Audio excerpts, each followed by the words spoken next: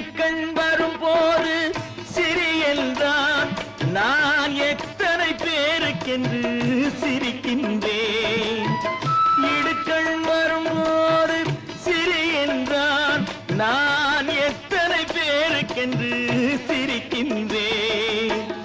அடுத்தது நன்மை என்று நினைக்கின்றேன் நான், அதனால் தானே உயிரோடு இருக்கின்றேன்.